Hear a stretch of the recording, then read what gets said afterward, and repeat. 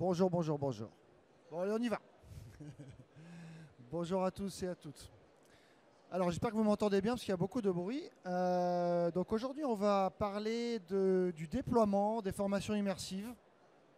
Un sujet pas toujours évoqué, pas toujours bien traité, et je vais essayer de vous aider, de vous apporter quelques clés. Alors rapidement, pour ceux qui ne connaissent pas, Vera Academy, c'est une société qui est spécialiste du déploiement depuis 7 ans. Donc on fait à la fois du conseil, de l'événementiel, la location de casques, la gestion de flotte et aussi des dispositifs de déploiement. On a également une autre société qui s'appelle Spaces qui est spécialisée dans la production de contenu 3D pour un outil qui s'appelle Mesh de Microsoft qui est les réunions immersives dans Teams. Alors, petit panorama. Donc 2024, on a quand même eu une massification de la vente de matériel et de solutions.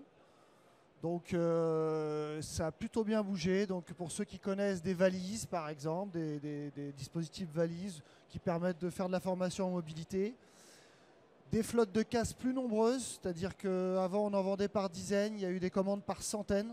Donc il y a quand même aujourd'hui des entreprises qui s'équipent lourdement.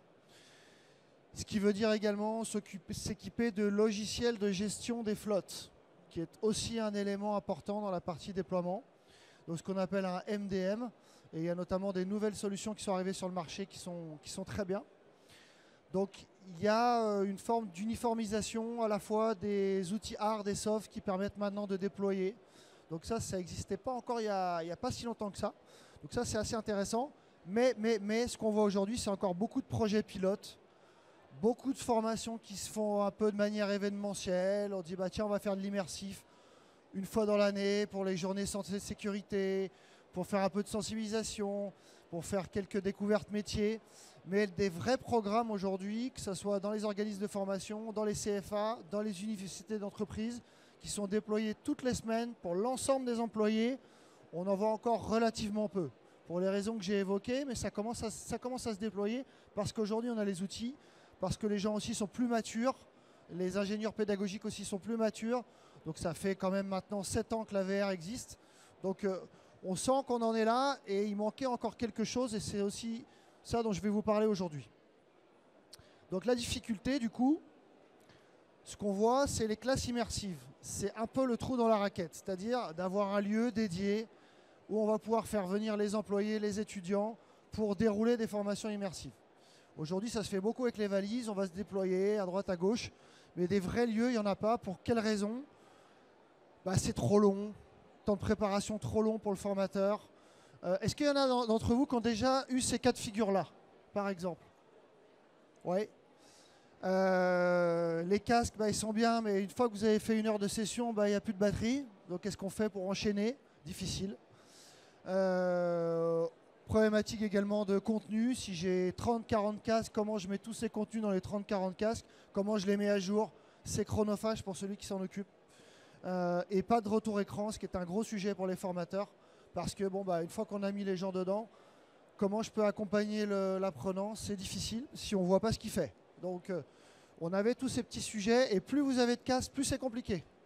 Donc du coup, on avait ces petits formats qui fonctionnent très bien mais qui restent en petit format avec des responsables pédagogiques qui conçoivent leur formation donc un peu en mode pilote. Du coup, les formateurs qui peuvent déployer qu'à petite échelle et de manière événementielle. L'expérience apprenant qui devient donc assez aléatoire parce qu'elle n'a pas forcément été vraiment travaillée en amont, pas diffusée de manière régulière et assez peu récurrente. Et donc le problème, c'est qu'on ne travaille pas assez sur le retour sur investissement quand on veut mettre en place une stratégie de déploiement.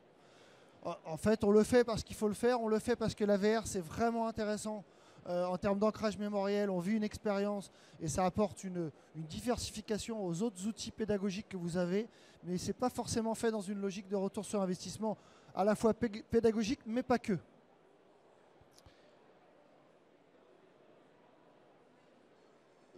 Dans la salle, vous êtes dans ces cas de figure-là ou pas ? Oui. Donc en général, voilà, en termes de dispositifs, on avait ces valises, mais il n'y avait pas grand-chose pour ça. Et c'est ce qu'on est venu apporter avec VR Academy pour essayer de remplacer ce trou dans la raquette, en tout cas d'essayer qu'il n'y ait plus de trou.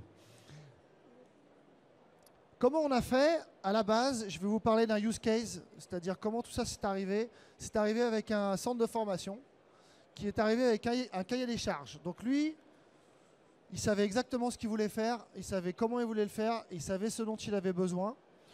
Donc il voulait réduire son temps de préparation, c'était le problème. Il voulait allonger la durée d'utilisation des casques pour pouvoir enchaîner des sessions avec plusieurs groupes. La problématique de gestion des contenus, comment je fais pour les pousser dans les casques. La prise en main rapide des apprenants, ça aussi c'est important. Disposer du retour écran, simplifier le processus d'onboarding et sécuriser le matériel. Qu'est-ce que je fais du matériel? Ça aussi c'était un vrai sujet. Parce que leur objectif c'était vraiment de déployer pour l'ensemble des 1400 étudiants, faire adhérer aussi l'équipe de formateurs qui est un vrai sujet parce que si vous ne faites pas monter votre équipe en interne, avec ces dispositifs-là, il a pu montrer à tous les formateurs qui pouvaient être plus ou moins rétifs que finalement ça allait être simple, finalement ça n'allait pas être la galère et que les étudiants allaient être contents et qu'eux aussi.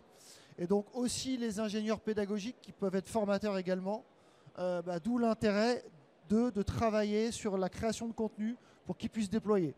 Je vais regarder quelle heure il est. Hop. Ok. Donc on a créé ça avec eux et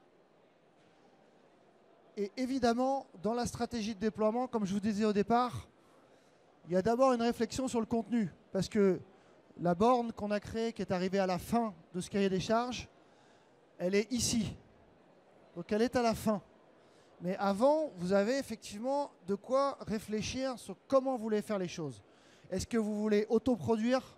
Est-ce que vous voulez des contenus sur étagère? Est-ce que vous voulez confier la production à une société qui fait de la 3D, par exemple? Ça devient plus complexe.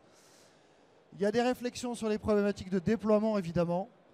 Quel espace? Est-ce que vous voulez que ça soit les dispositifs qui viennent dans les classes? Est-ce que c'est aux apprenants ou aux employés de venir dans les salles?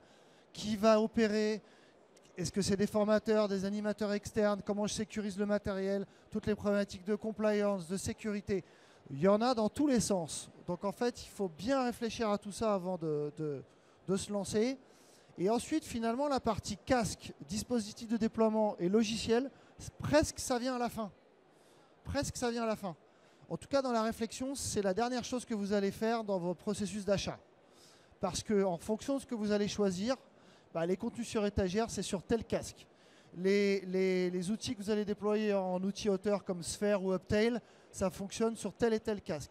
Donc de toute façon, tout ça va se faire au fur et à mesure et à la fin, vous allez savoir quel casque il faut acheter, quel dispositif de déploiement, si je veux de la classe immersive ou de la mobilité, et est-ce que j'ai besoin de logiciel de gestion de flotte ou pas, pour gérer les contenus et les casques. Donc on est arrivé à la conclusion de créer ces bornes qui en fait permettent de répondre à tous les objectifs que j'ai évoqués juste avant. Alors je vais aller rapidement parce que si vous voulez la voir, on est juste derrière, on peut vous faire la démonstration. L'objectif était bien de remplir tous les points qu'on a évoqués et notamment avec le retour écran des casques qui fonctionne en local. Donc vous avez le retour écran des 4 casques en local. J'insiste bien là-dessus parce qu'il n'y a pas besoin d'Internet. Parce que ça, c'était aussi un sujet technique. Donc vous avez vos 4 casques qui sont électriquement connectés avec une gaine. Donc ils tournent 24/24. Vous pouvez enchaîner les sessions. Vous n'avez pas de perte de batterie. Ils sont donc aussi sécurisés anti-casse, anti-vol. Donc ça pour toutes les parties qu'on a répondues. Et pour le formateur, c'est très rapide pour lui parce qu'une fois que sa borne elle est en place, on tourne, on enchaîne, on enchaîne, on enchaîne. Donc à la fin, l'objectif c'était ça, et c'est ça que ça va vous permettre de réduire. La qualité elle est augmentée aussi pour l'apprenant parce que lui il a son dispositif, il a son casque, il ne peut pas partir n'importe où parce qu'il a un fil derrière la tête, il a 2 mètres de fil, donc il a sa room scale. Une fois qu'il a terminé, il peut poser le casque, il a les lingettes, il peut la nettoyer, on peut enchaîner. Il ne pose pas le casque sur une autre table. Parce qu'après, on ne sait plus où est la room scale qui correspond à tel casque. Donc c'est plein de micro-détails comme ça qui font que on perd du temps. Et là, vous n'avez plus tous ces problèmes techniques. Donc ça, c'est vraiment bien. Et donc à la fin, vous augmentez votre volume d'apprenants. Et donc la logique de ROI est là. Parce que du coup, vous allez être capable d'augmenter le nombre de sessions, le nombre d'apprenants, et aussi de pouvoir construire en fait un coût par apprenant de vos formations immersives, pour ceux dont c'est quelque chose d'important. Je vais vous montrer la vidéo, je ne sais pas si on a le temps, je vais vérifier. Hop. 10h40, je vais vous la montrer à la fin. Donc lui, le CFA, il voulait faire, il avait un objectif pédagogique sur un apprentissage métier boulangerie et également onboarding, visite virtuelle de son CFA. Donc ça, c'est des choses qu'il a construites. Donc il y a des bornes qui sont parties dans une classe et d'autres qui se déplacent dans les classes. Donc c'est deux logiques de déploiement. Son sujet à lui, c'était le temps pour équiper. Et aujourd'hui, ça prend plus que 5 minutes. Et c'était ça sa problématique, c'était sa préparation. Pour lui, ça prend plus que 5 minutes. Et il peut véritablement enchaîner et faire des groupes avec ses apprenants. Donc si on revient sur la partie stratégie, comme on a vu tout à l'heure, programme apprentissage métier, visite virtuelle du CFA, en autoproduction sur Sphere SpeederNet, avec un LMS sur Moodle, pour ceux qui connaissent, en classe immersive dédiée, en mobilité dans plusieurs classes, pour les journées portes ouvertes, puisque la borne elle se déplace également, elle a un casse de transport, et ça leur permet aussi de l'amener sur des salons pour faire du recrutement. Donc on est sur ROI pédagogique, onboarding, recrutement avec cet outil. Et ensuite, dans les solutions, ça a été des casques méta, ça a été les dispositifs de déploiement borne, et ça a été un logiciel de gestion de flotte, ArborXR. Donc nous, on les a accompagnés sur tout ça. Donc on a pu faire le conseil, le déploiement d'ArborXR, le déploiement des bornes et l'achat des casques et le setup des casques. Voilà. Donc il y a des vrais sujets. Soit vous êtes autonome et vous faites ça tout seul, soit vous avez besoin de conseils et vous nous appelez, on peut intervenir sur tous ces points-là, y compris sur la partie contenu, sur la partie conseil. Je vais vous montrer la petite vidéo, on a encore 5 minutes.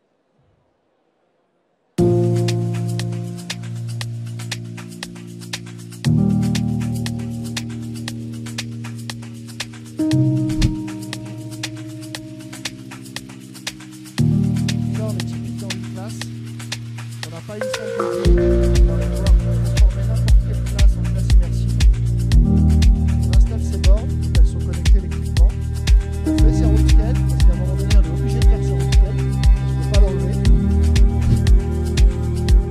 Les apprenants arrivent. Là, il n'y a pas les câbles, hein. C'est pour la vidéo, c'est plus facile à regarder. Vous pouvez voir le contenu des apprenants sur la tablette. Les tablettes peuvent être également amovibles.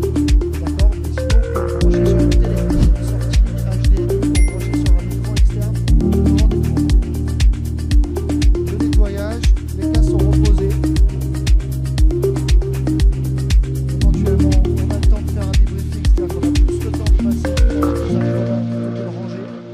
Soit on enchaîne immédiatement avec des nouveaux, soit on range. Donc là, on a un processus qui est fluide, permet véritablement de faire ce qu'on a dit là.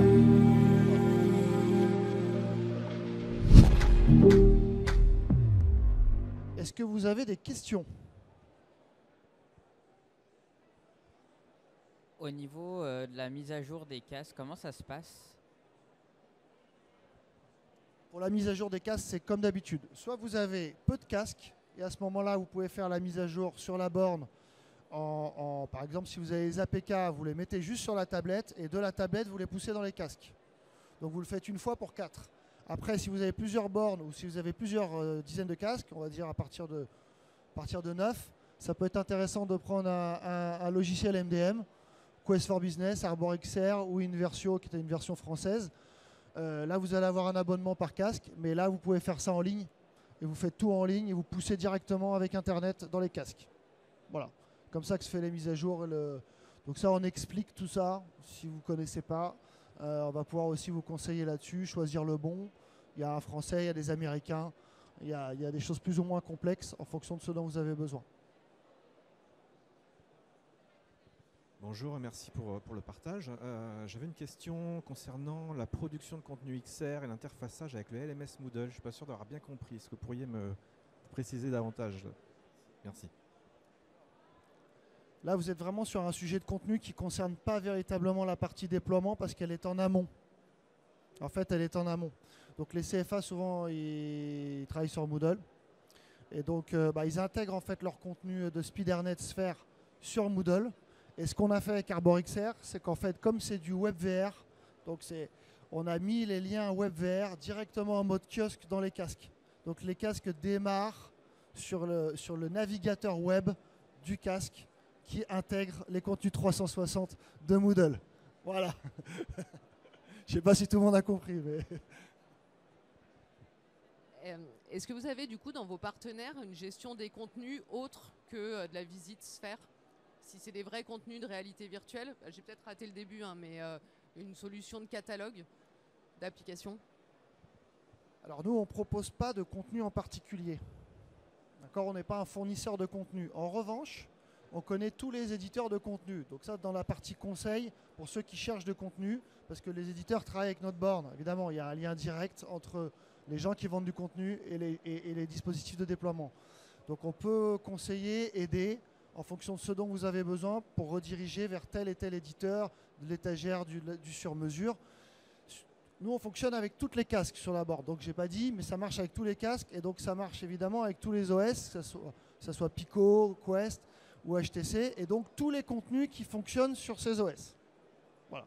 Donc, on n'a pas de problématique de contenu particulier. Donc, pour répondre à votre question, vous avez votre propre contenu. Vous avez des contenus sur étagère. Ils sont intégrés dans les casques. On les set up et vous les avez à disposition. Et ensuite, vous déployez sur les boards. Voilà. Est-ce que vous revendez les bornes? Est-ce qu'elles ont un prix ou quelque chose comme ça? Alors, les bornes, elles sont vendues. Elles peuvent être louées également. Mais en général, ce dispositif-là, on a une réflexion sur 2 ans. Parce que les casques, ça dure 2 ans. Donc, et une borne, ça vaut autour de 10 000 € pour vous donner un prix. Donc, c'est quelque chose qui va vous permettre de déployer à grande échelle. Donc, on est sur une logique de 2 ans.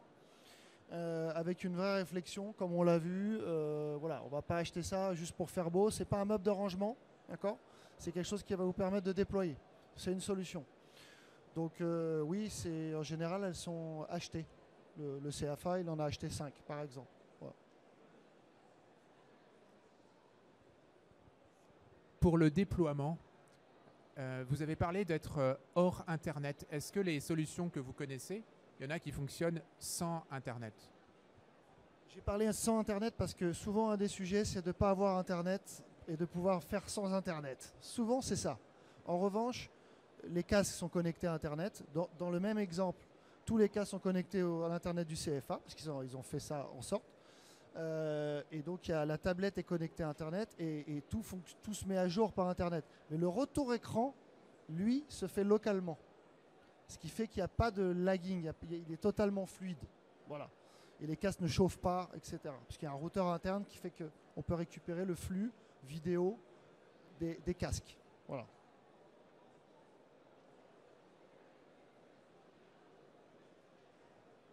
N'hésitez pas, c'est maintenant. On est bon?